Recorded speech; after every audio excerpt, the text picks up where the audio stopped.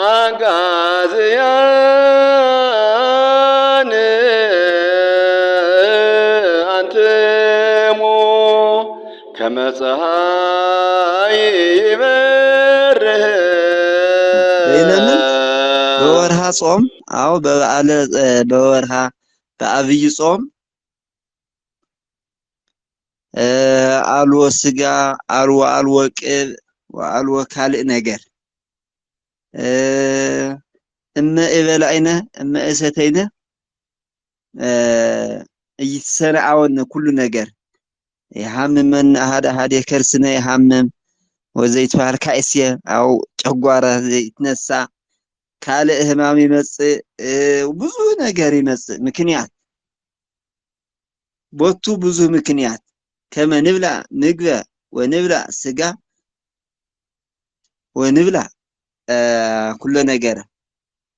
ወበእንተዚ ብዙሃ ምክንያትና መከኒ መርድ ይብየ መርድ ይጸውም ይቤሉ መርድ ይጸውም ብላ ወስተ እስማ አንተ መርድ ይቤሉ ለነግድሰ ነጋዲ ይጸውም ብላ አንተሰ ነጋዲ ውእቱ ወበእንተዚ ነጋዲ ይጸውም እስመ يحور عقبة وقلقليت يحور يوصي ويورد وانت زبل اي تبعال لو زوهي انت يبصح ادميك بلا وستي اسمع انت هصان افون تصوم انت وافت تصوم انت بلي وستي يتبعال كان منو ترفه منو زترفه አረጋይ ለካህን ባይቱ ኩሉ በምክንያት ይጸውም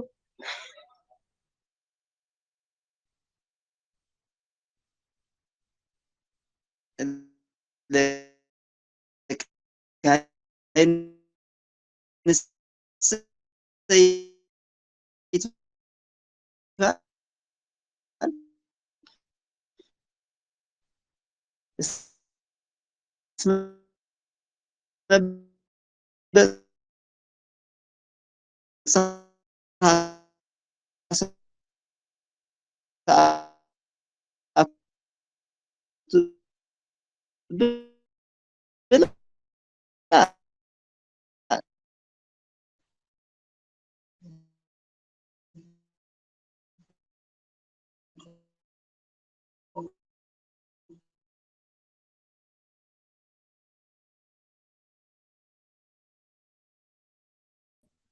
አሎ መሰራት መሰለን ይሰማዕ ድምጽ ተማምርና አው ለዋህቲት ነው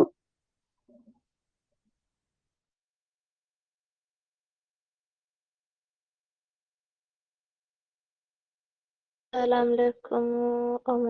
ማህበር እፎአኩም አፋምሰይኩም አዋ በአማንክ እህቴ እየሰማዕ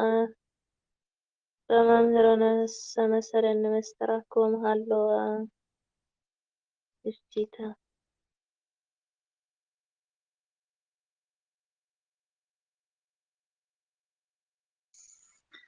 ተሻሉኒ አሃውየ ወአሃቴ እንዘ እዝየኑ ነበርኩ ብዙሃ ዜኖ በእንተ ወእንተዙ መኑ ዘይጸውም ነጋዲ ይጸውም ነጋዲ ተሃር መርድ ይጸውም ወውርዙት ይትጸውም ወእንተዚ አሃዱ እስ ለአሃዱ ለካሉ የሐሙሞ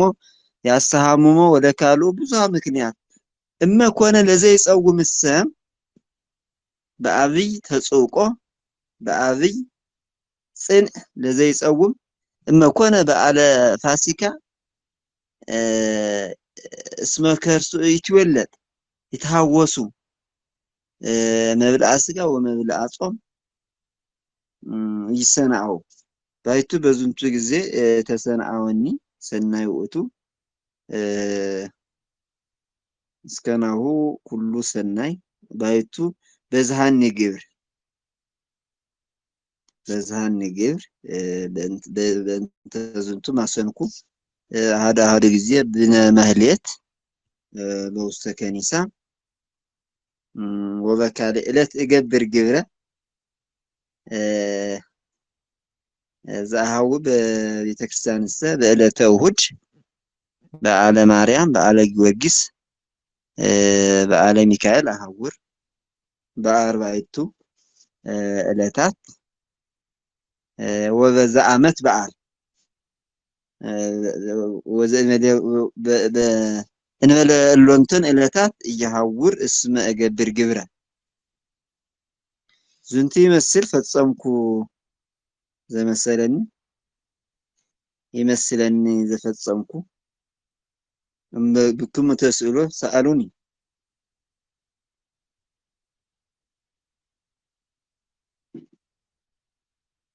ياكبر لنا بأنت زينة وكان زنار بحاويكم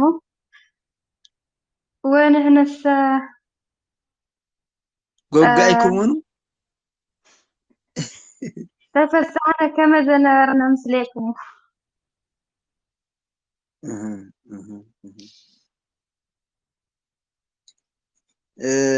ንስቲተ እትትያገሱኑ ንስቲተ ተአገሱ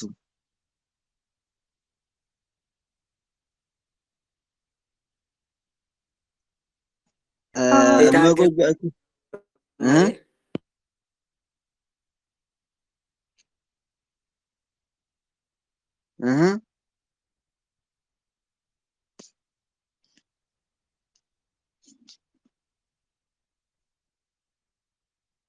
ተናው ተክለወይን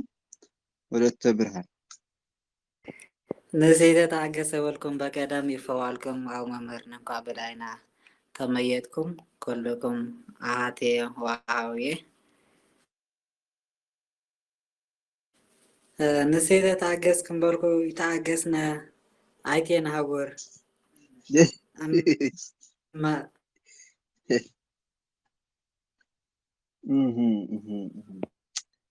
በብዝሃ ትፍሲትሰ ረሳይነ አሃደ ነገር ይገበርነ ጸሎተ ባይቱ እስመ ትፍሲቲ ይቀትል አሃደ ጊዜ ዘእንበለ አቅም አኮ ለነስ ባይቱ ለስጋ ይገበርነ ጸሎተ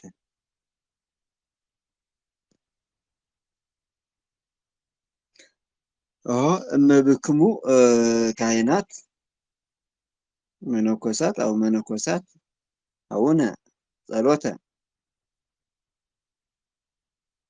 እስመ በኩሉ በከመ ይቤ መጽሐፍ ሀበሃለው ክልኤቱ ወሰለስቱ ጉዓን በስሜ አነሄ ይሄሉ ማእከሊሆሙ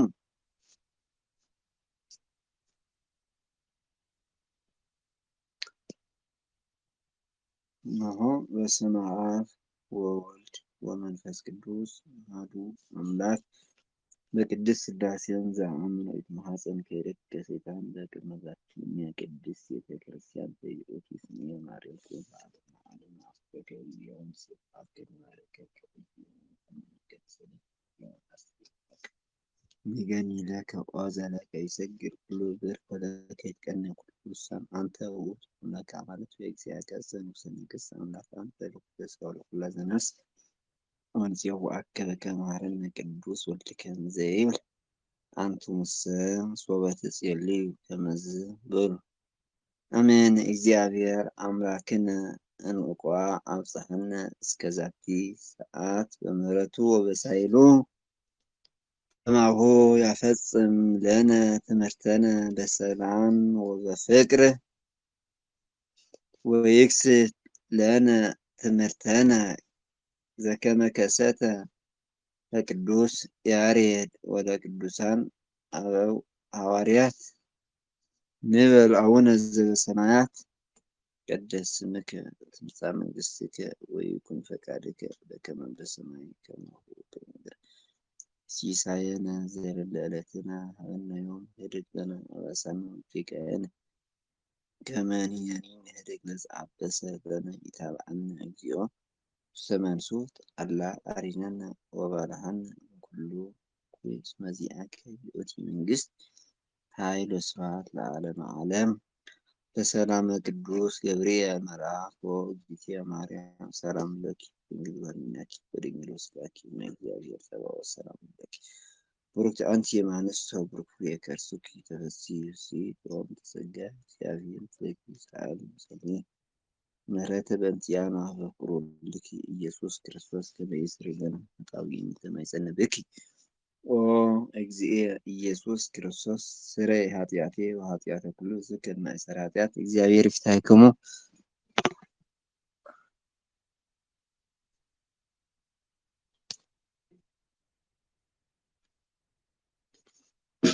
ሰናይ ካዕበ እንቋ በሰላም ተራከብነ። ዮም ጸሐፍኩ ለክሙ ዜና ሰናየ ዘይከውን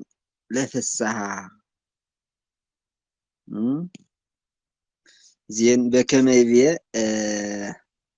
መጽሐፈ ማቴዎስ ወንጌል ዘማቴዎስ ናሁ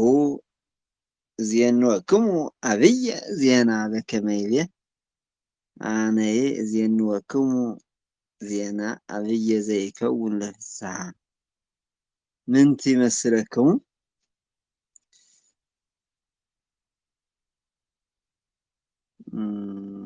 ሰናይ እስኩ ተናበቡ።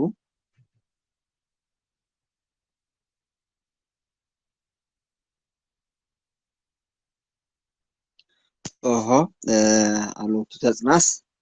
ናሁ ዜንወክሙ አጽንዑ በልብክሙ እምቅድመ ዝንቱ ተመሃርነ በእንተ አካላተ ሰብ ወመራህያን በእንተ አካላተ ሰብ ወመራህያን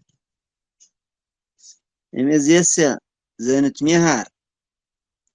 በእንተ ግሳት ውእቱ እምሃ እስከ ፐ አጽማዕክሙኑ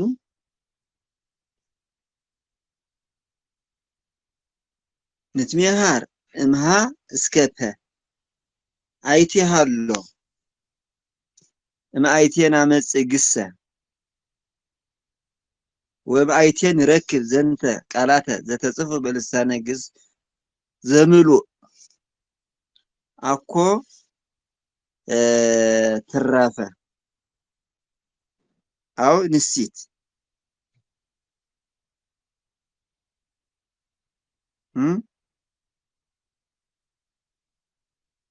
እስከ ፐ እስከ ፐ አይቴ ንረክብ ብነኑ መዝገበ ቃላት ግዕዝ ወትግርኛ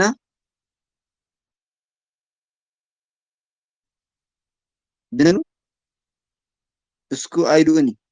እስኩ ቅጽውኒ መተአምሩ መዝገበ ቃላት ግዕዝ ትግርኛ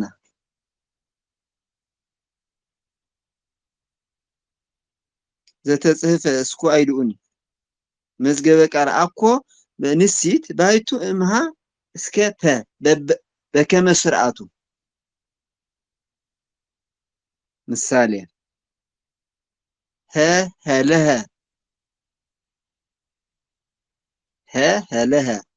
ለህሀ ለስሐ እምዝንቱ ይዌጥን ወይፌጽም እስከ ፐ ሀፐፐ ቦኑ ዘተጽሕፈ በዝንቱ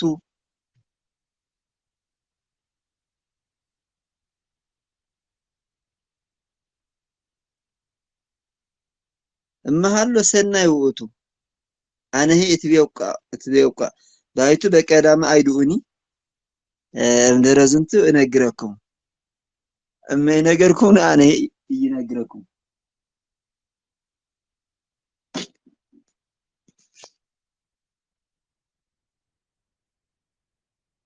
መዝገበ ቃላት ግዕዝ ትግርኛ ቦኑ ዘተጽሕፈ አው ዘተሃትመ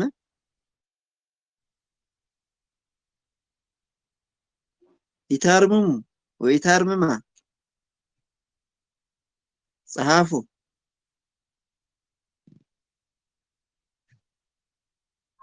መረከብነ ናመጽ መምህርነ ግብረ ቤት ነው ዘውሃብኩክሙ እስመይን አምር መምህርነ መዘከ መሃረና አልወተ ጽናት ዝንቱ ውእቱ አልወተ ጽናት ነአምር ዝንቱሰ አውስኦት ውእቱ ሰናይ ውእቱ እያእመርኩ እስከ እዚያ አውስኦት ውእቱ ለሊሁ ኦሆ ዮጊ ያሃሉ ምናልባት ዮጊ ያሃሉ ካልአን አርዲስ ዘያአምሩ ዘተጽሑፍ በልሳነ ትግርኛ ባይቱ እሉ ሃሎት እግዚአብሔር ዘይብሉ ነው አው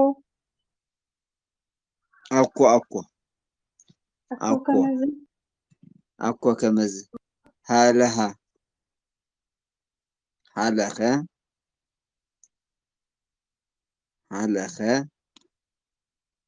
እምዘይብል ሎኸ ጸሐፈ እምዘይብል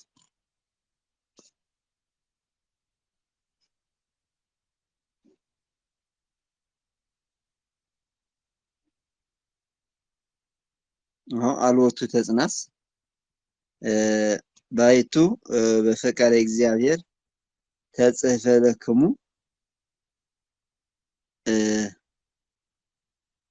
ወተደለወ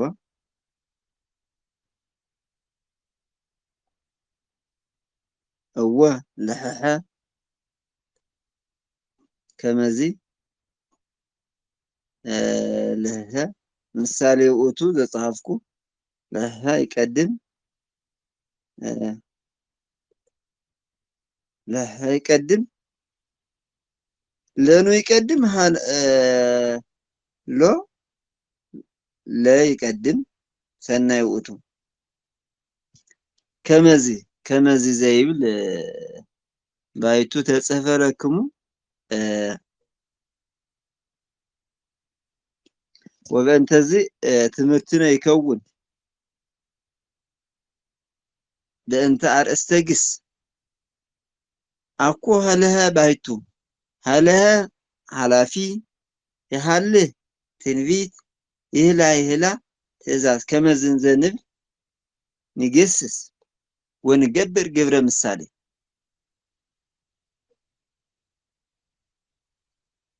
ብዙ ጊዜ ፈጸመብየ ብዙ ባይቱ ወእንተ ዝንቱ ምትሜሃር በበንስቲት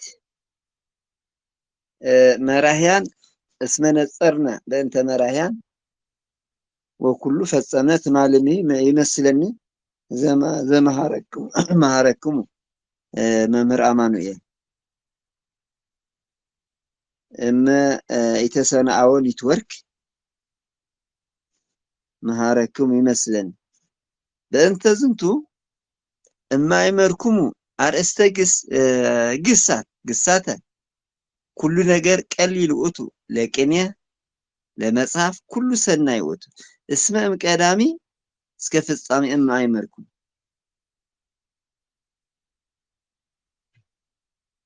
ሀለሃ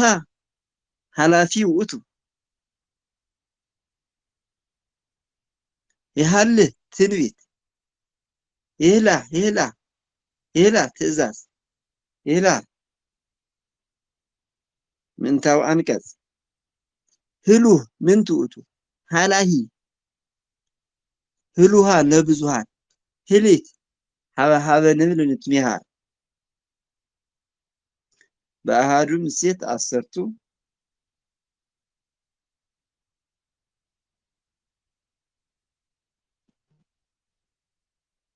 መዝገበ ቃላት ትግርኛ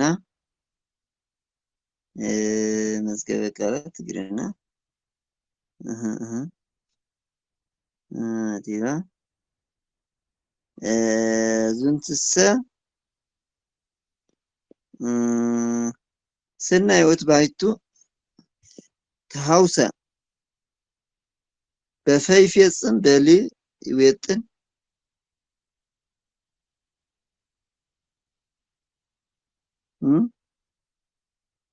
بسي يوتن يفيصن سنة يوتو بايتو أكو ربح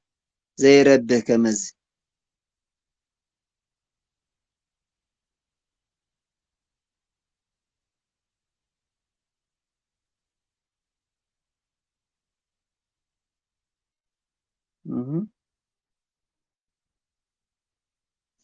سنة يوتو بايتو ياسف ياسف أكو كمزين زنت ميهار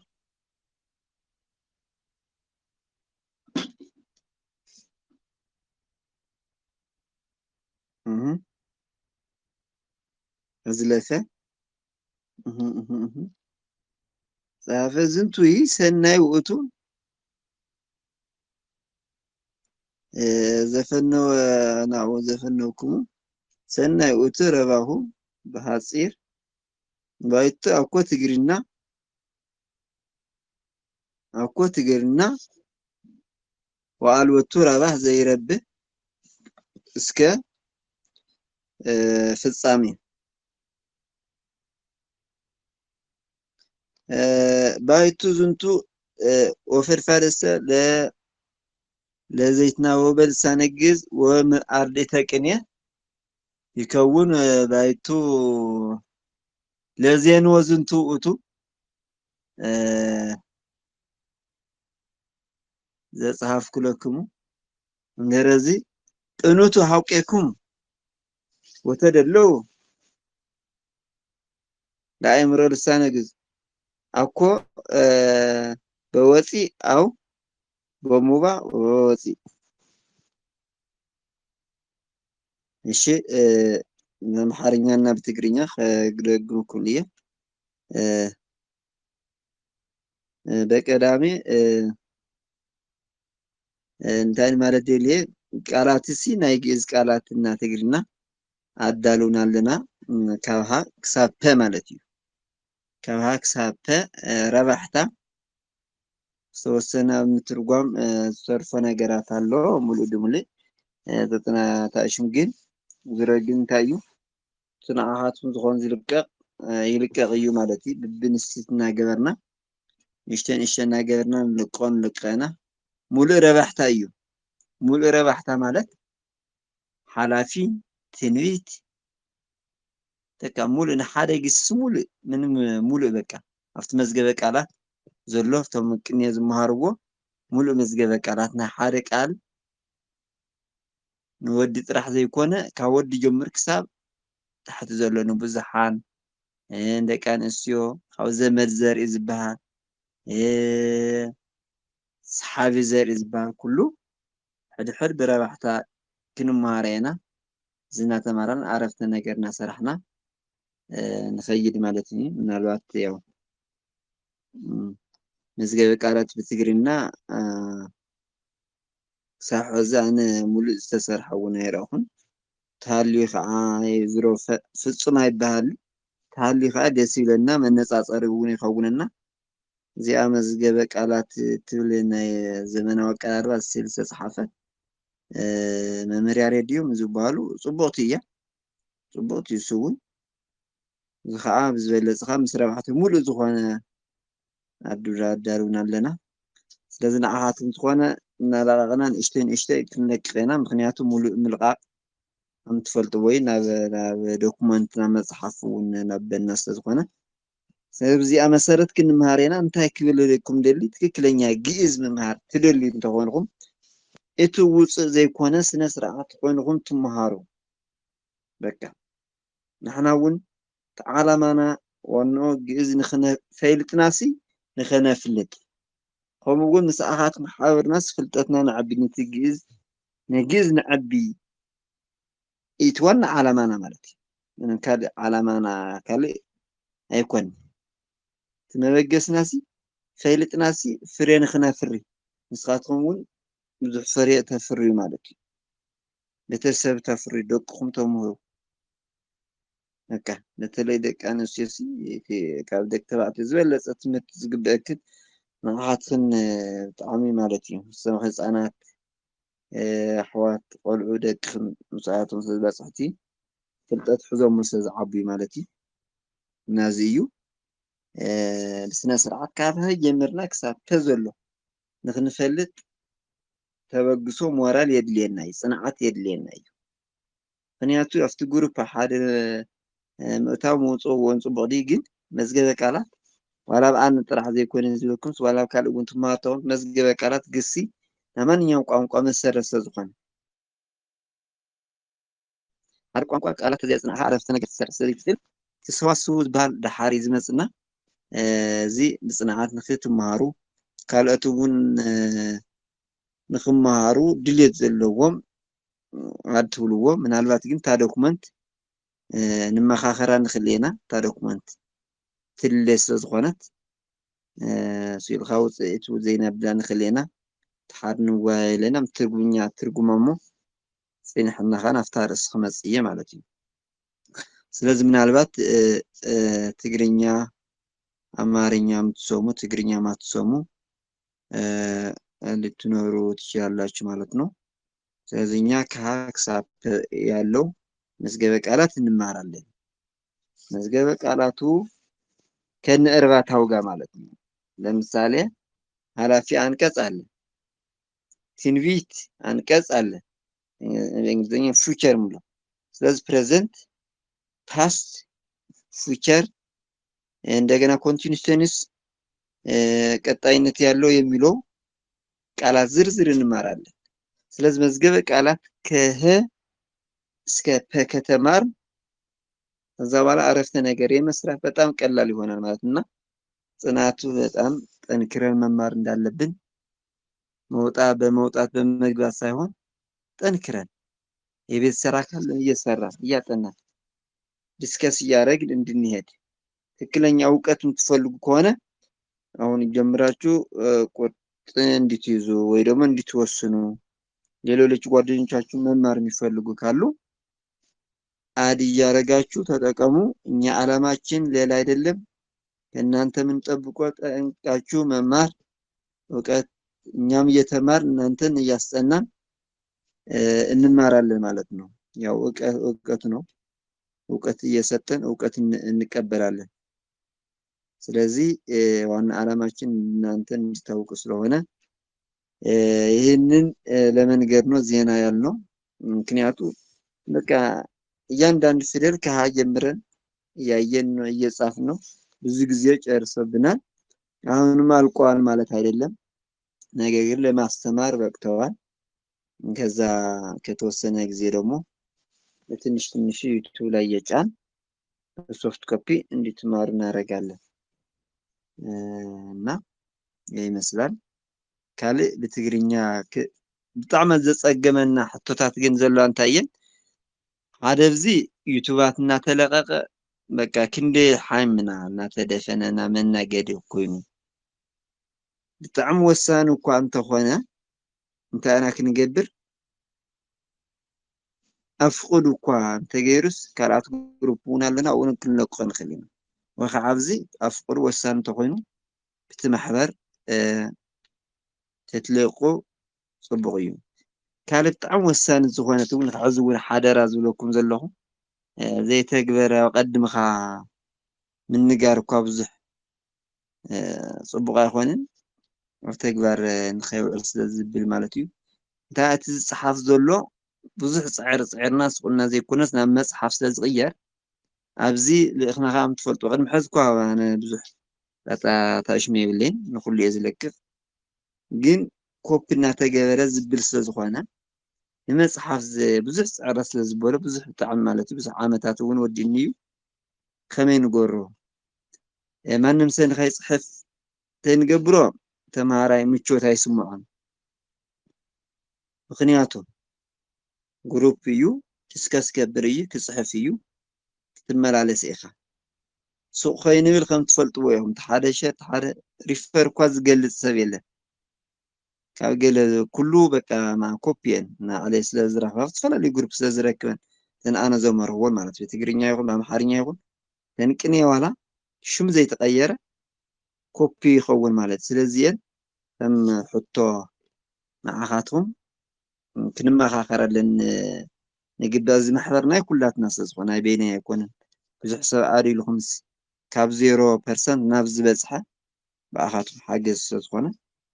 زي ديسكس نقبرو ማለት እዩ ከም ዝለኩም ጥራሕ እታ ናብ መፅሓፍ እውን ስለ ዝትቕየር ከም እግዚኣብሔር ፍቃድ ያው ፅዕረን ብዙሕ እውን ስለ ዝፀዓርና ማለት እዩ እዚኣ ክተመኻኽሩኒ ይሓስብ ክብረት ያበለይ ወዲ ኣለሁ እዚኣሲ መምህር ሕሰ ዝኾነ ብትግርኛ ተነጋገረ አማርኛና በትግርኛ ማለት በሁለቱ ስለዚህ ሀሳብ ክትውሉ ወይ ደግሞ ሀሳብ ልትሰጡበት ይገባል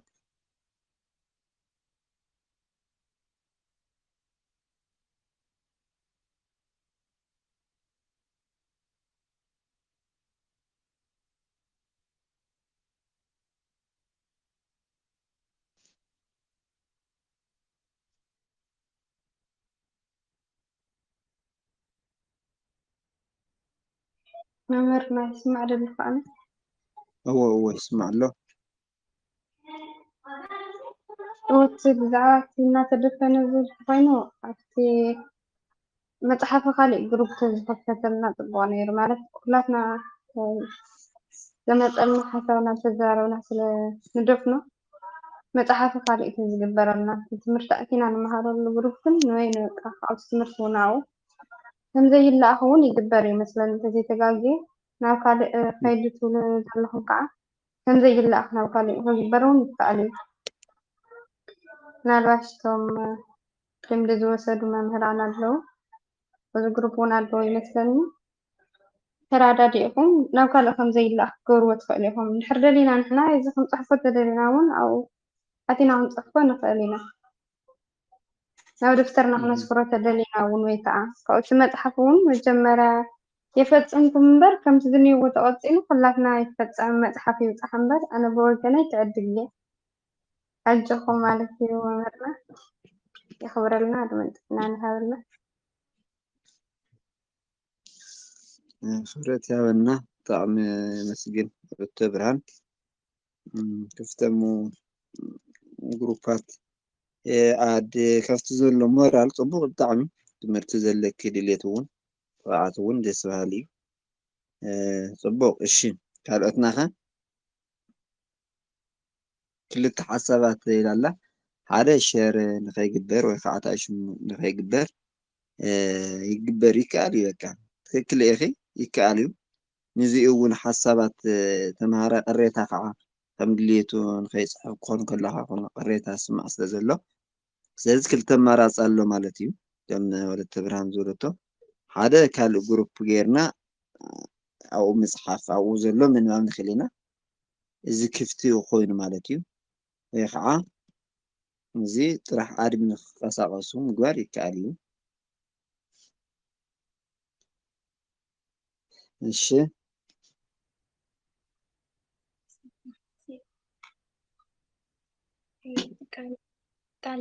ቃለ በረከት አትመና ጻፍኩ ያስፈልኩም أنا حدث يكرتا قشاء ما يسيء ما يذكر مزحزت مهار لكم وزتمت تزيد المؤد مهار نقال ماله ويس اسكي تحته بدن بيسمع هو እሺ ማለት المزحزت مهار إزاز مهار لكم وزتمت ቅድሞ ወደ መሃረ ነገር እንነደው አኔ ጋሻዬ ይቅርታ ምንም ወይ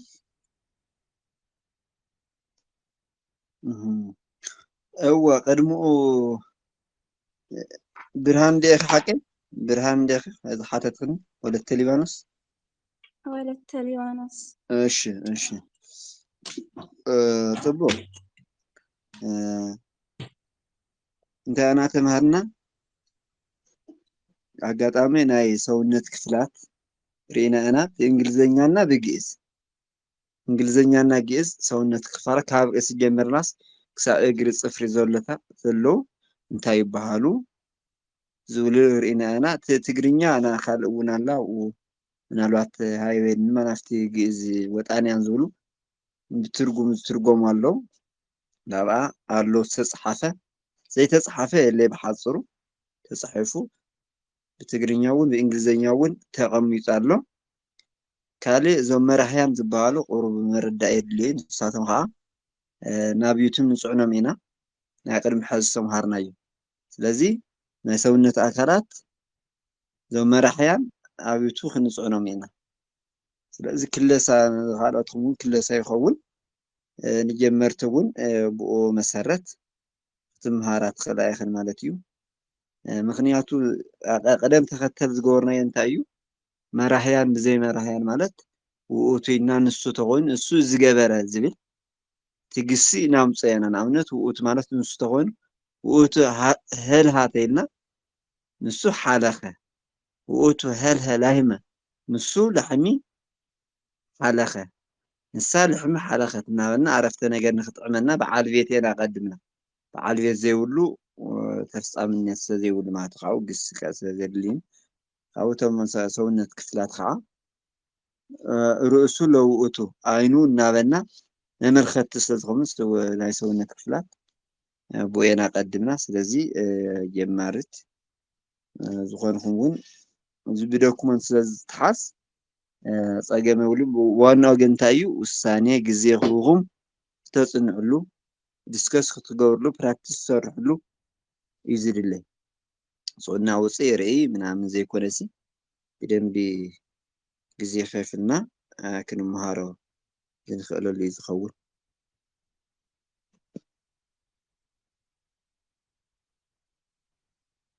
እሺ ብጣዕሚ ይመስገን እግዚአብሔር ይኽበረኒ።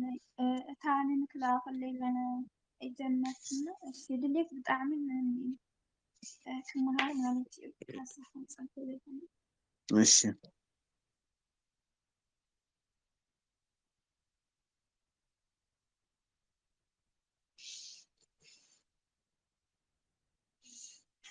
እሺ ካለትና ሌሎች አማርኛ ብቻ የምትችሉ ካላችሁ በአማርኛ መጠየቅ ትችላላችሁ ያልገባችሁ ነገር ካለ።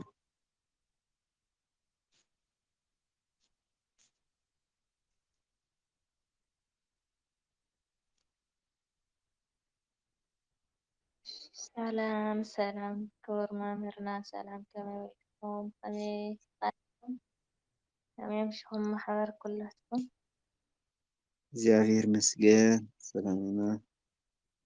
እሽቲ እግዚአብሔር ይፍታ። ቃለ ሕይወት የስመዐልና መምህርና የቀረይታ ኣነስ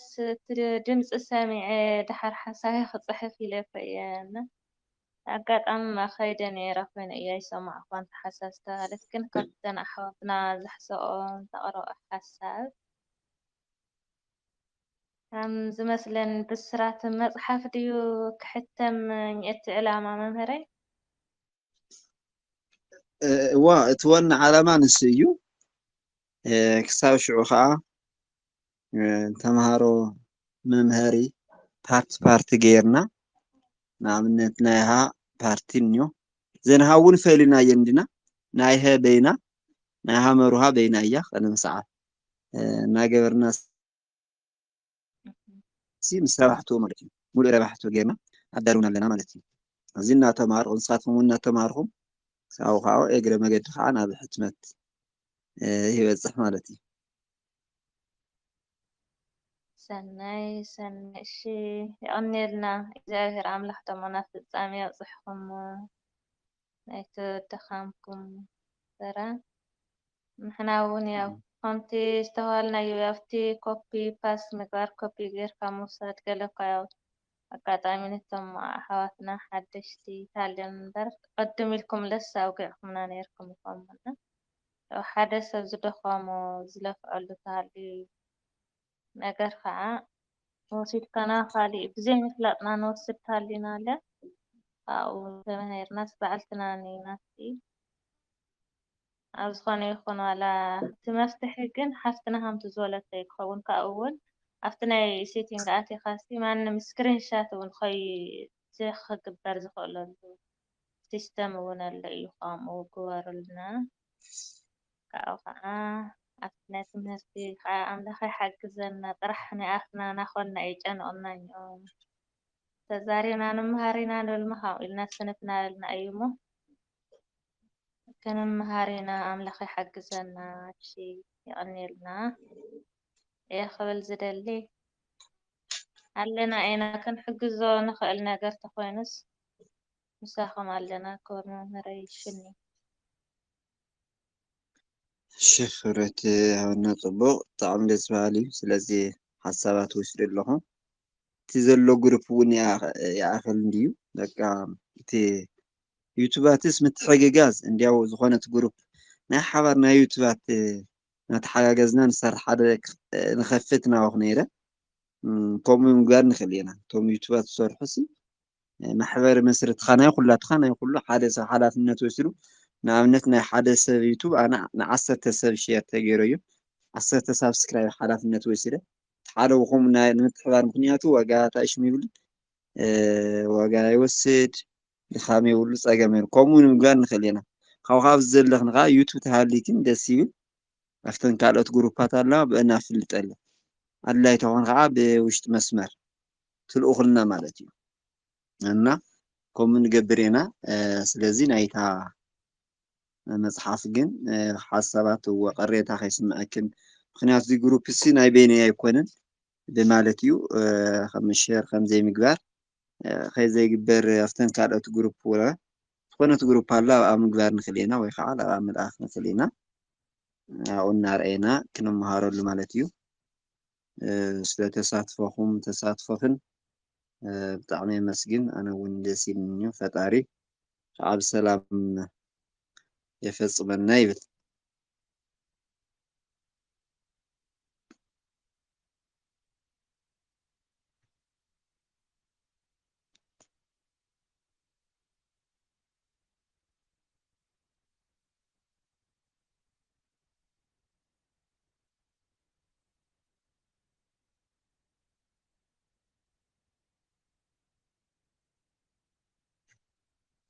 ሰናይ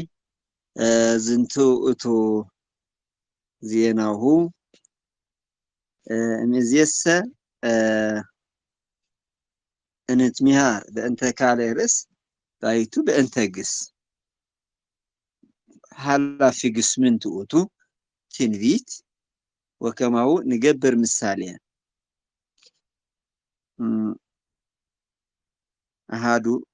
ኣሃደ ምሳሌ ንርኢ هلها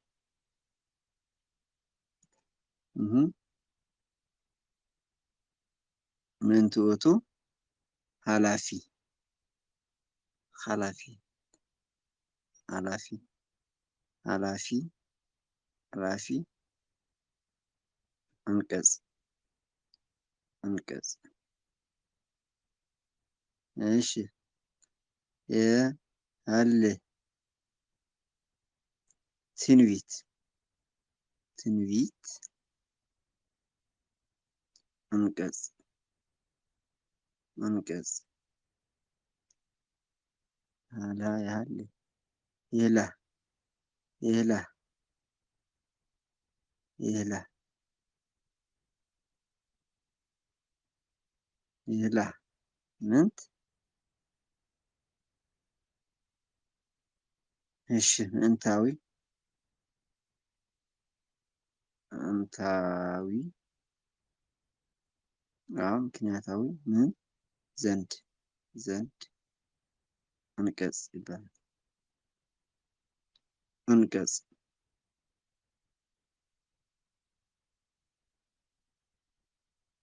ይህላ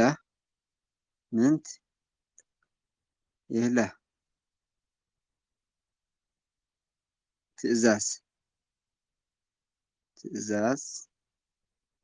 አንቀጽ አንቀጽ ቀዳማይ አንቀጽ በሌላ አባባል ምን ይባላል? ቀዳማይ አንቀጽ ቀዳማይ አንቀጽ ከላይ ትንቢት ትንቢት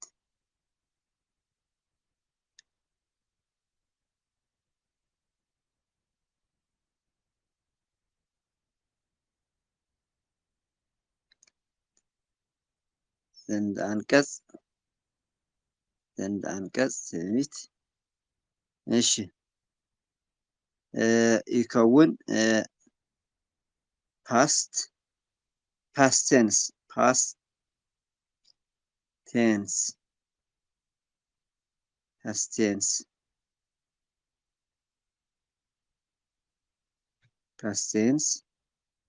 ፊውቸር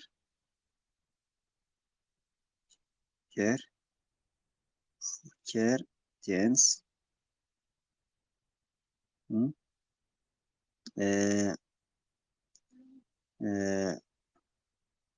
የምለው ይኸውን ማለት ፊውቸር ፓስት ትእዛዝ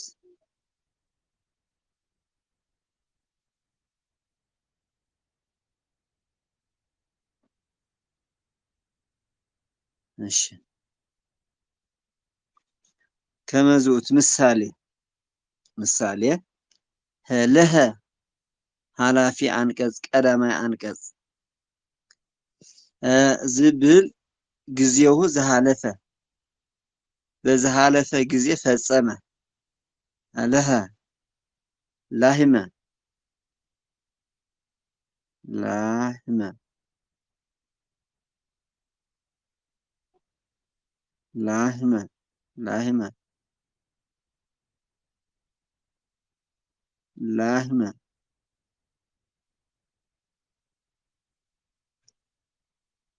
ላህመ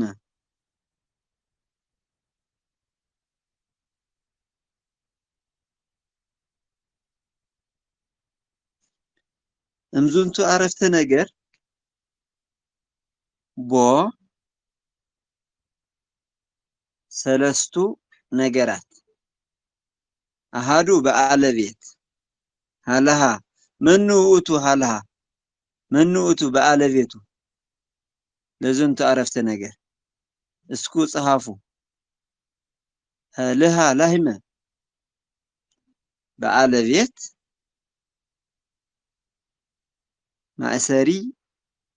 አንቀጽ ወተሳሃቢ እዋ ሸናይ እምዝንቱ አረፍተ ነገር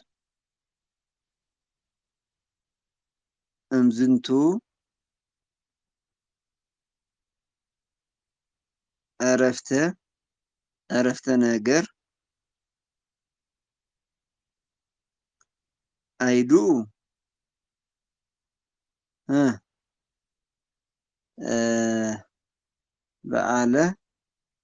በአለ ቤት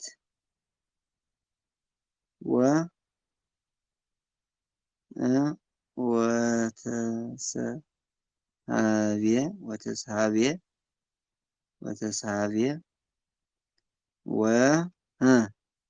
ወግሰ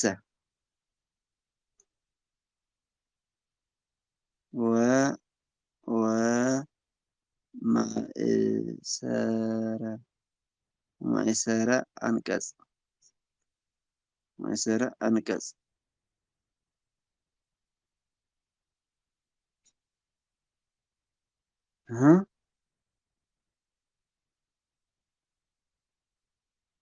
አኑ በአለቤት ካልአይ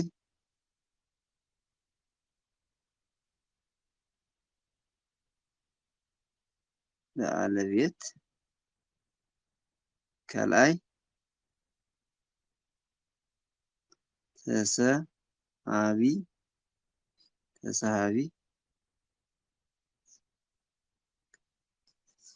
ሳልስ ማእሰሪ አንቀጽ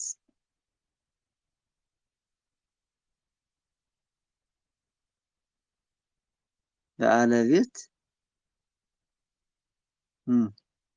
ውእቱ ተሳሃቢ መኑ ውእቱ اسكايروني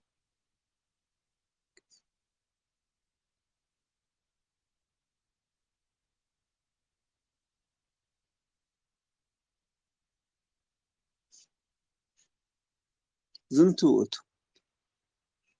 لعلبيت وقتو فصامي ولا زنتو وقتو ايوه فانا ما يصير انقص هلا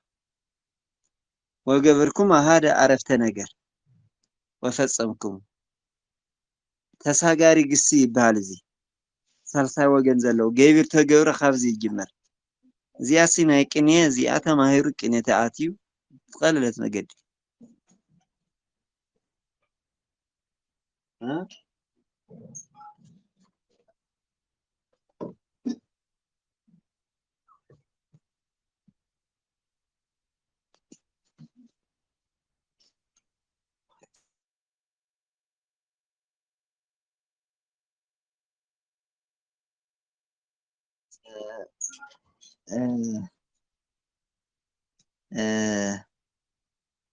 سر አንቀጽ ወበእንተዚ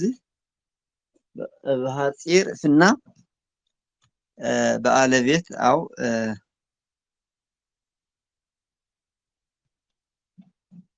በካልእፍና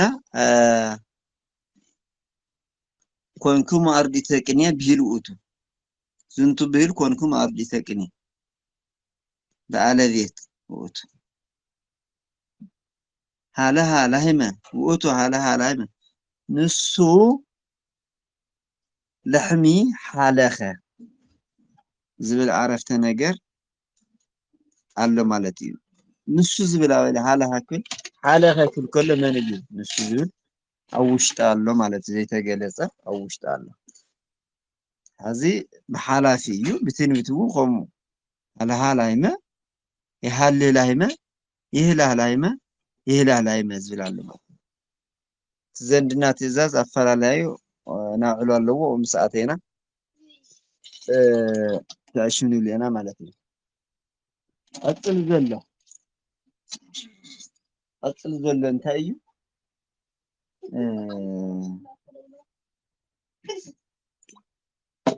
ቀጽል ዘሎ እንታይ እዩ ሓላሂ ካው ሓላኺን ይብለና ወረ ሓላኺ እዩ ሓሊኹ ነይሩ ዝሓልኽ ንክሓልኽ ሓሊኾም ወኻ ዝሓልኹ ምሕላኽ ሓላኺት ሓለኽቲ ዝብል ከዓ ክንርኢና ማለት ካብ በዓላ ዝወፅ ካብዚኣ ቃልሲ ብዙሕ ነገራት ክንመሃር ማለት ሓንቲ በቃ ዝመዝገበ ቃላት ማለት ብዛዕባ ሓለኸ ወዲና ኣለና ማለት እዩ ነዚ ዝርዝር ሕድሕድ ስለዚ ብዛዕባ ሓንቲ ቃል ናይ ብዙሓት ነገራት ከም ዝጠቅም ተማሂርና ኣለና ማለት እዩ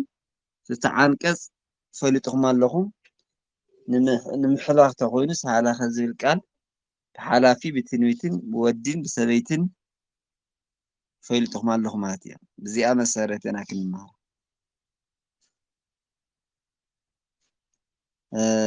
ስለዚህ አለ የሚለው እርባታ በዚህ ያልቃል ማለት ነው ስለ ባለቤት አለው ተሳቢ አለው ማሰሪያ አንቀጽ አለው እንደገና ለብዙ ለነጠላ አጭሩ የቅኔ ሙያ ተማራችሁ ማለት ነው ባጭሩ ስለዚህ አረፍተ ነገር ስንሰራ በዚህ ይቀለና በጣም ይቀለና እንደዚህ ብለን ከሃን ነው እስከፈ ትዕግስቱ ሰጥቶን ፈጣሪ ጊዜ ሰጥቶን እድሜ ጤና ሰጥቶን ያለቀ ማለት እንግዲህ ያው መምህራን ማለት ነው ከመምህራን የሚሆኑት የሲጨርሱ ነው መምህር የሚሆኑት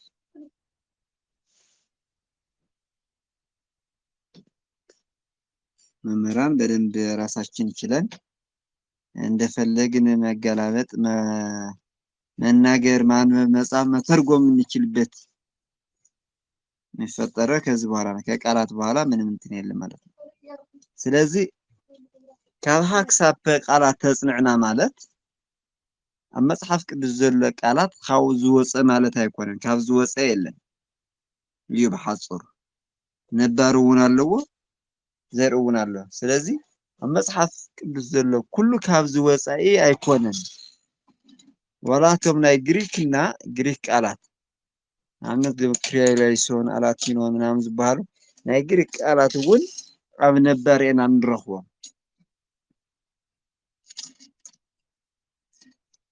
ስለዚህ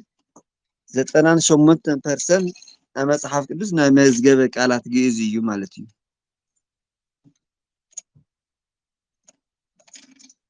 ኣብ ግእዝ ዘይንረኽቦ የለን። ነባር ተኾይኑ ብነባር ብግስ ዝረብሕ ተኾይኑ ብግስ ዝረብሕ ክንረኽቦ ኢና ማለት እዩ።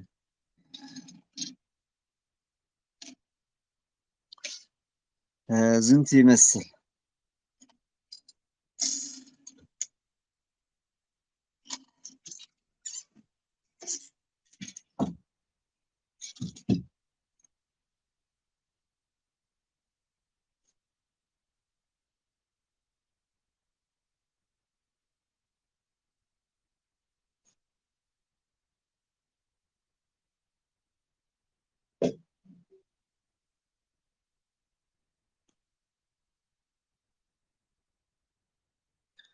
ብክሙኑ ተስእሎ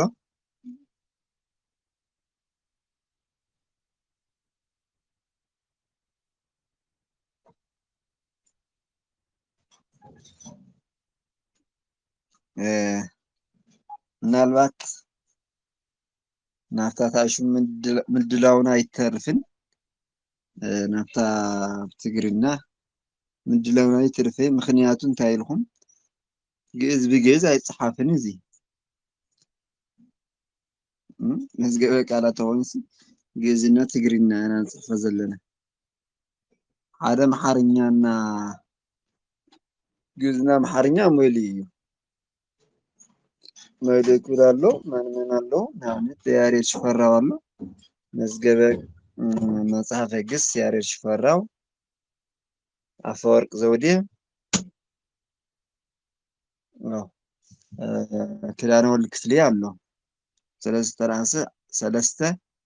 ናይ ሰለስተ ሊቃውንቲ መምህራን ኣለዉ ሙሉእ ማለት እዩ። ስለዚ ብኡ ምባል ይከኣል እዩ። ብትግርኛ እዩ ዘየሎ ብዙ ምክንያት ከዓ ትግርኛ ቅንየ ኣምሓርኛ ተርጎመ ሳልሳይ ትርጓሜ እዩ። ኣነ የሳውስ ያው ኣክሱም እናተማሃርኩሲ እቲ ትግርኛ ቀጥታ ምስ ትግርኛ ሪሌሽን የብሉ ማለት እዩ። በቃ ንሕና ትግርኛ ዝበሃል ኣይነኣትዋን ቋንቋና ትግርኛ ንመሃሮ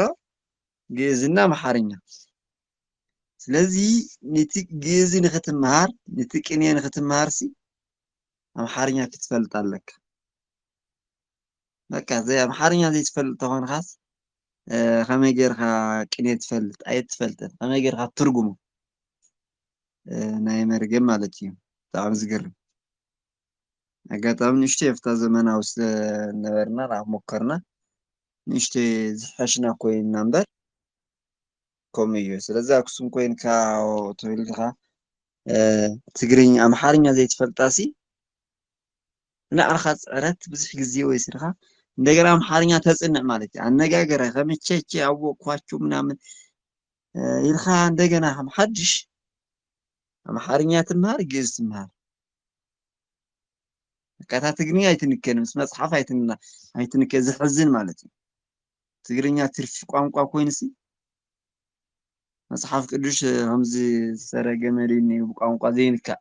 ከማያ ኮይናትና ማለት እዩ። ብጣዕሚ ዝሕዝን ማለት እዩ። ጎይታ ግን ንሃዋርያት 72 ቋንቋ ገልፅሎም ኩሉ ቋንቋ ንክመሃሩ ማለት እዩ።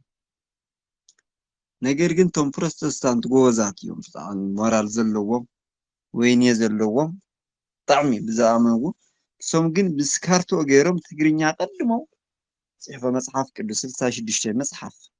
ጽሒፎም ካርታ እውን ካርታ ዘለዎ ማለት ቅዱስ ጳውሎስ አበይ የምህር ነይሩ፣ ቅዱስ ጴጥሮስ አበይ የምህር ነይሩ፣ እቶም አውሮፓ ሃገራት ምስራቅ ባበይ ከይኸይድ ነይሩ፣ እስራኤል ዘሎ ቦታታት ካርታ ገይሮም ስነ ስርዓት ገይሮም መጽሓፍ ቅዱስ አቀድሞም ጽሒፎም በትኖም ነይሩ ብነፃ ማለት ንሕና ገንዘብ እሶም ብነፃ እዮም ዝዕድልዎ ከም ዝፍለጥና ከምኡ ብምንባሩ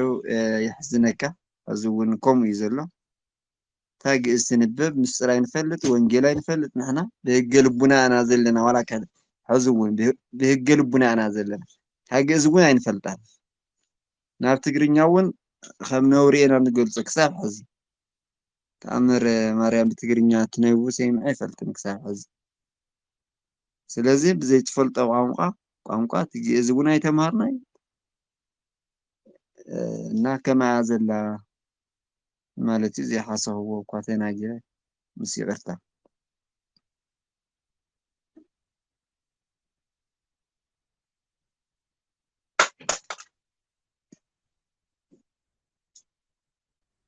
ይስማዕልና መምህርና ናይ ጽቡቕ እባ ኣለኹም ትምህርቲ ካብ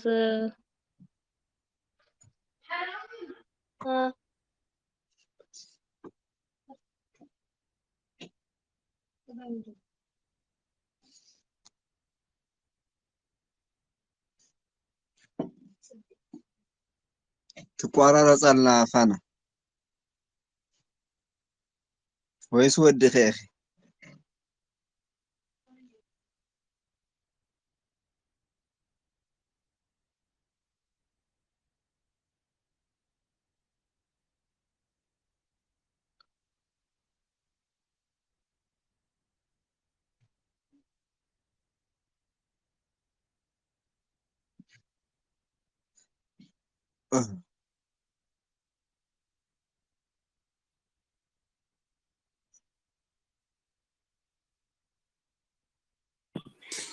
ሽሙ መምህር ዳሕና ጸኒሕኩም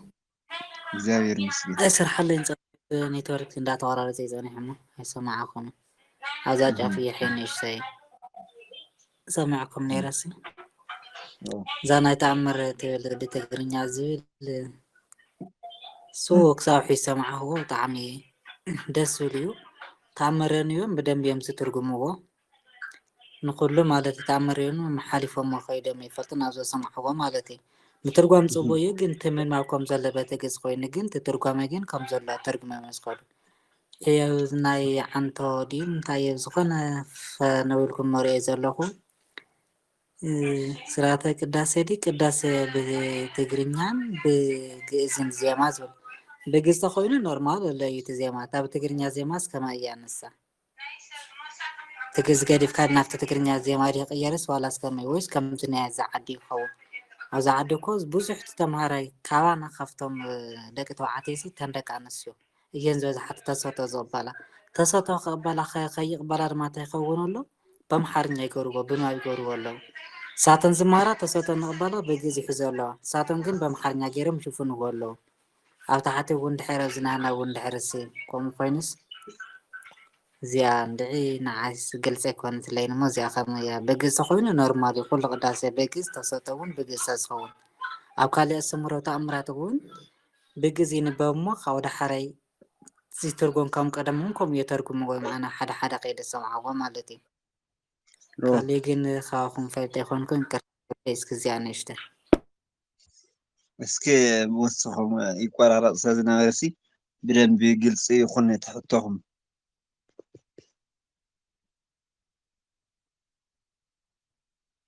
ይቆራረፅ ስለዝነበረሲ ብዙሕ መልአ ካብ ጫፍ ሕዘ ኣሽን ክብልስ ብደንቢ ካፃርያ ኢለ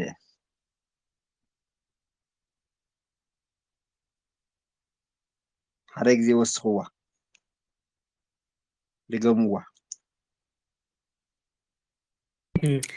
እሺ ኣይ ከምዚ ዝበልዎ እዛ ናይታይ ዝበሃልና እዚ ናይ ተኣምር እዮም ዝበሉ እዚ ተኣምርሲ ብምትርጓም ናብ ትግርኛ ፅቡቅ እዩ ምንም ኣይከፍን ደስ ይብል እዩ ግን ኣብ ሓደ ሓደ ግዜ ዝኸድክዎ ኣነ ሰማዕኽዎ ዝንበብ ብግእዝ እዩ በት ዘለዎ እዩ ግን ነቢዩ ግን ክሳብ ተወዳ ትርጉም እያ ተተርጉም ብትግርኛ ተርጉመ መዝውዱ ሁሉ ማለት እዩ ብግሰ ነቢያ ብትግርኛ ተተርጎም ኩላ እንድሕር ኣብ ቅዳሴ ኮይኑ ግን ኣብዚ እንታይ ባል ሓደ ግዜ ተወሰነ ዓንተ ዝረኽቦ ግእዝና ትግርኛ ዜማ ትርያስ ታ ዜማ ሰመንታ እያ እዛ ናይ ግዝተ ኮይኑ ኣለዎ እዩ ኣብዛ ናይ ትግርኛ ዳታ ዜማ ትብልስ ከመይ እያ ተረዳትን ምክንያቱ በዚ ናይ ዓዲ ተወሲድና ሕይ ቅዳሴ ተርያስ በብዛሓው በማሕርኛ ይዝቅደስ ብግዝ ተቅዲስ ኣይፈልጥን ተተቀደሰ ብኩሉ በማሕርኛ እዮም ዝብልዎ እቶም ተምሃሮ ድማ ብደንብ ተን ደቂ ኣንስትዮን ዝበዝሓ ምክንያቱ ሓደ ዝርአና ኣነ ተሰጥኦ ቅበላት ኮይነን ይመሃራ እየን ቅበላት ኮይነን ብግዝ እየን ክቅበላ ዝግበአን እምበር በማሕርኛ መብዛሕትኡ እዚ ብንባብ እዮም ዝሸፍንዎ በማሕርኛ እውን ኩሉ እዮም ዝሽፍንዎ ብምሉእ ማለት እዩ እቲ ግዝስ እንዳጥፍዎ ይኸዱ ኣለዉ ኣብዚ ማለት እዩ ራሓና ኣብ ትግራይና እውን ከይድና እንድሕርታ ግዝ ገዲፍና እንድሕርታ ናይ ትግርኛ ከምዚ ናይ ዝዓዲ ኮይናስ ከመይ እያ እዚኣ እስክታ ዜማ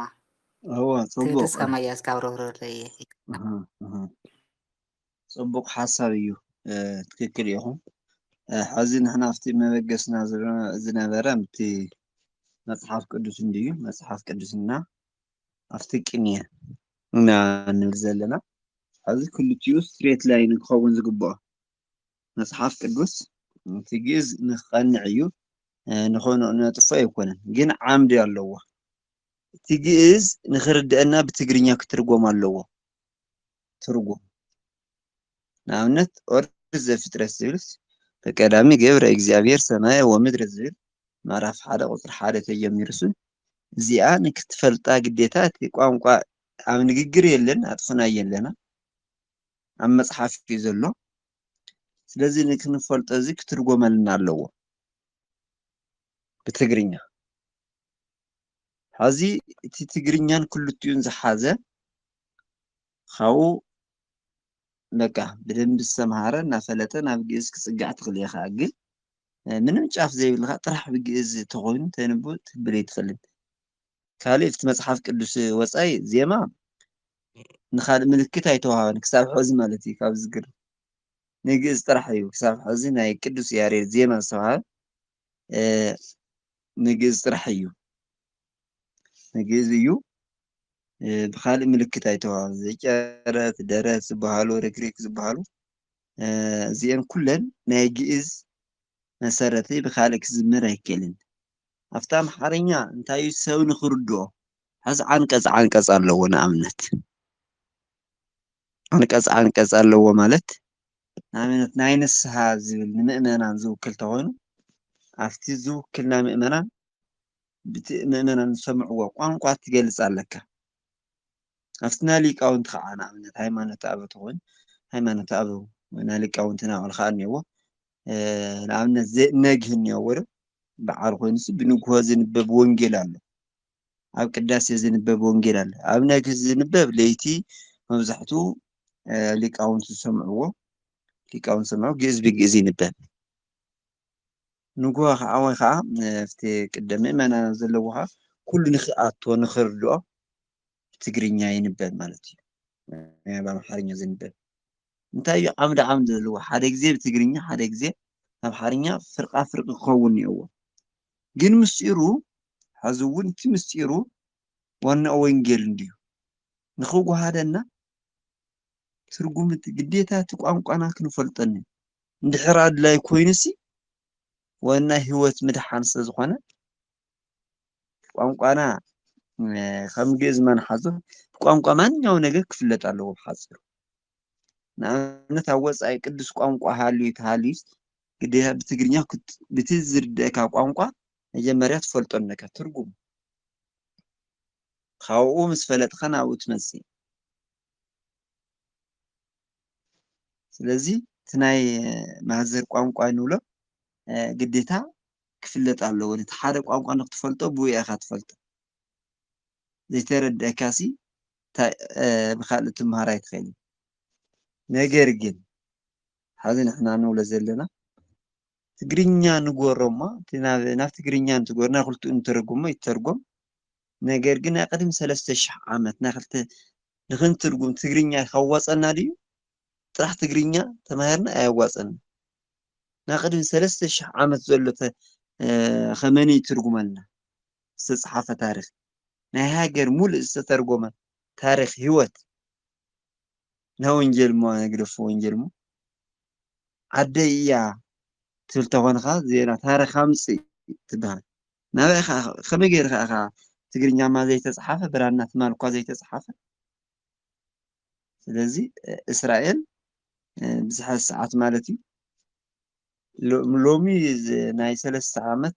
ናይ 4 ዓመት ወጣት ትምህርቲ ከም ዝተምሃርናዮ ተኮይኑሲ ናይ ቅድሚ 3 4 5 ሽሕ ዓመት ዝተፅሓፈ መፅሓፍ ከንብብ ይኽእል ወዲ እስራኤል ይብሉ ምናልባት እስራኤል ዘለኹም ትዛረብ ትፈልጡ ምክንያቱ ኣምህሮሞም እዮም ታሪክ ፊደል ኣምህሮሞም ናብ ቅድሚት ሞደርን አንሽንት ምናምን ዝበሃሉ ኣሉ እሱ ናው ተመልሲ ንብልና እዚ እውን እቲ ወንጌል ክርድአና ኣለዎ እቲ ግእዝ ግን መበገስና ናይ ቀደሙ ታሪክ ስለዝኾነ ንሱ ገይርፍካ ካልእ ህይወት የለን ማለት ወይ ካልእ ታሪክ መንነት የለን ግን ንሱ ንክርድአና ክግበር ኣለዎ መርሐ ዝኩ እግዚኣብሔር መስገን እዩ ከምቲ ገልፀዮ ነይረ እንዲ እና ኣሕዋትና ካብ ደቂ ተባዕትዮ ደቂ ኣንስትዮ ዝመሃርኦ ዘለዋ ርግፀኛ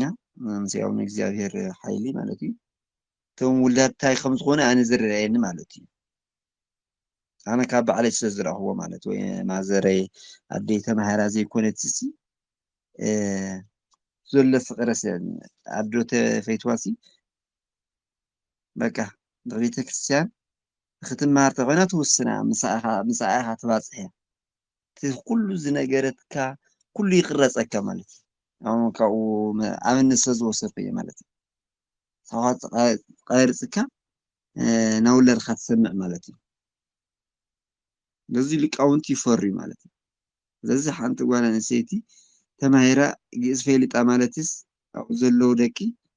በቃ ምስ እግዚኣብሔር ሓይሊ ኩሎም ሊቃውንቲ እዮም ማለት እዩ ነዚ ከዓ ንክኸውን ከዓ ግእዙ ትግርኛ በቃ ትይዩ ክኾን ኣለዎ ትይዩ ማለት ንስውን ብስውን ትርጉም ክርድአና ኣለዎ ማለት እዩ ግልፂ ይመስለኒ ሓቂ ተክለወይ ይቅርታ መመረይዋ ኣነ ካብዛ ናይ ስራታይ ቅዳሴ ኣምሲ እምበር ኣብቲ ወንጀል ኣይሰማዕኹም ነይረ እሱ ልክዕ ኢኹም ኣብቲ ወንጀል እሲ ፅቡቅ ኣብቲ ካሊእ ትርጓሜ መፅሓፍቲ ነቲ ሕብረተሰብ እንትክርድኦ ኩሉ ከምቲ ናይ ቀደም በተገዝ ኮይኑ እሞ ብዘይጎደለ ሙሉእ ኮይኑ ብዝትርጎም ደስ ኢል ብጣዕሚ ፅቡቅ እዩ ሕጂ ንኣብነት ኣብዚ ናይ ኣፕሊኬሽን ሞባይል ተሪእናዮ ኣብዚ ሞባይልና ተፃዒኑ ዘሎ ምስ መፅሓፍ ኣብ ናይ ካሊእ ሰብ ክትሪኦ ከለካ ይፈላለዩ ውዳሴ ማርያም ይኹን ኣብቲ ኣፕሊኬሽን እንድሕር ኮይኑ ማለት እዩ ሙሉእ ኣይኮነን ኣብ መፅሓፍቲ እውን ሓደ ሓደ ኤዲት ተገብረ እውን ብቀዳማይ ሓንቲ ሪአ ነይረ ተኣምረ ማርያም ናብ ቁፅርታት ጎዲላ ነይራ እቲ ቁፅርስ የለፍተ ብኣምሓርኛ ትክክል ተፃሓፈ ኣብዚ ናይ ብትግርኛ ይፀሓፍኮ ግን ኣብ ስሕተት ነይርዎ ኣብቲ ቁፅሪ ማለት እዩ ኣብቲ ኣብ ምዕስራ 6 ድያ ምዕስራ ወኣሚሩ ግዛዕ ዝብልና ርኡስ ዘይፀሓፍዎ ገዲፎሞ እውን ከምዛት ጎደለት ኮይኑ እውን ሕይ ንኣብነት ኣብ ሓደ ኣምሓርኛ እንድሕር ዘንብብ ነይሩ ተምሓርኛ ገዲፎ ናብቲ ናይ ትግርኛ እንድሕር ካሊእ መፅሓፍ ገፅ ከንብብ ተኮይኑ ከጋናዞ ይኽእል ግን ዝጎደለን ዘይጎደለን ይኽሪ ዝግቦን ሰው እንዳነፍተ ኣምሓርኛ ለምፀንሕ ናብ ትግርኛ ከዓ ትኸሉ ድማ ዝጎደለ እንድሕር ረኪቡስ ዋዚ ዳ ዝጎደለ እንድኸመይ ገይረት ይሙር እንዳሃሎ ሰበየን ኣይተፈላለዩ ስለዝብሉ እውን ብኣግባቡ ብስነ ስርዓት በታ ዘለታ ገፅ ተቐመጣት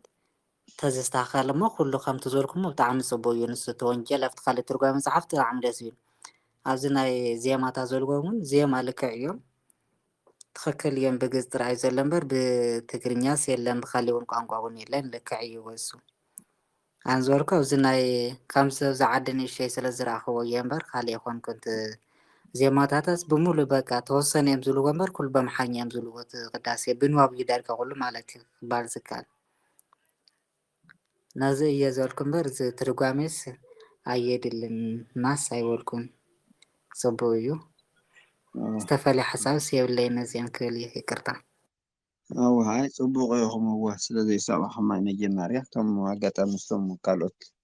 ሃይማኖታት እንዲና ወዳድር ነርና ንሶምሲ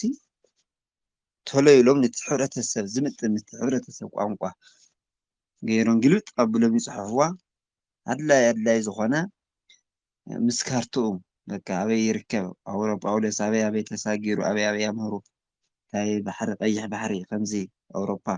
እስራኤል ሮም ምናምን እናበሉ ምስካርታ የፅሕፍዋ ንሕና ግን ያው እዚ ካብኡ ብነፃ ይዕድሉ ካብኡ ይሰብኹ ብገንዘብ ሳፖርት ይገብሩ ይሕግዙ በቃ ሞራል ይህብዎ ወላ ይፅዕሩ እዮም ብጣዕሚ እዚ ንሕና ንፀርፎም እምበር ይፅዕሩ እዮም ንሕና ግን ብመፅሓፍ ገንዘብና እውን ኣይንገዝእን መፅሓፍ ቅርሽና እውን ኣይነምህርን ነሳድድ እምበር ይቅርታ መምህር ንዝመፀ እውን ኣይንሕግዝን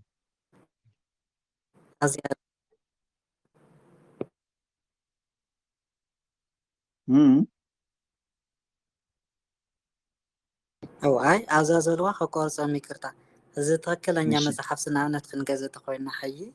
أبز قدمنا أو باولوس نورو صبو مزحفت نيرو كون أو زيجن دحرت زحفة مزحفت جن عينا يتعاملوا لمزحفتي زنعملوا لمزحفتي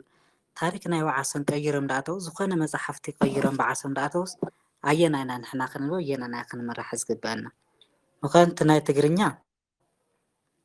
عيت بلنغان عيت ترجمان حسابه فزامة تجمير اللوز كخمري أنا غرميت كان عيو تزحل فاجن بناي وعرسهم خالين داوسودن داتو تاريخات يخون خالي يخون دا عيورن داوسو قصحفو زلو ساين أنا خنردا عين أنا خنبنو خلنا إحنا تحد خالي تحد خالي ناي خالي تاريخات يمسو كاو مصحف قدسي لقيتو عين أنا خنبين أنا خنكتلز جبنا نحنا كلنا ويزبل تعلم بجبو بسنة سرعات باقو سرعات حالي خمس ناي كلام زنر نايبرانا مصحف قدس كيل زولنا خم بجنب تترجم تعلي بتعمل داسي لنا نحنا وانت قلقلتي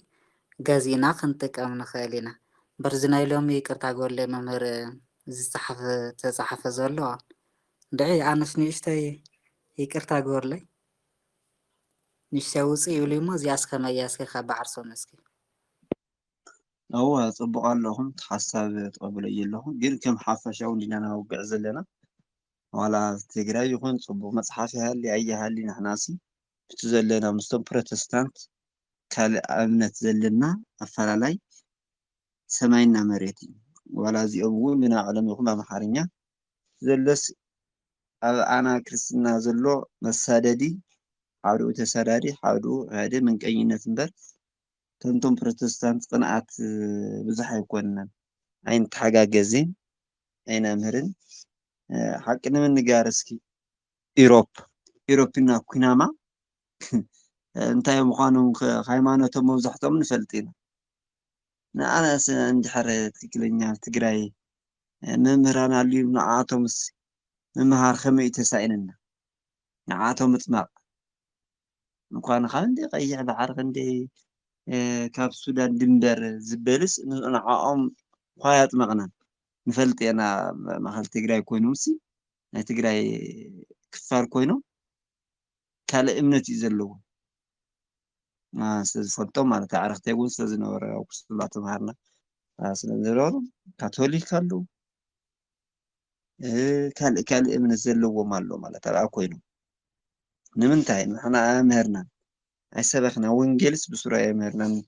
مالتي كاري خمين مزخون تعمي تعيش مزلكنا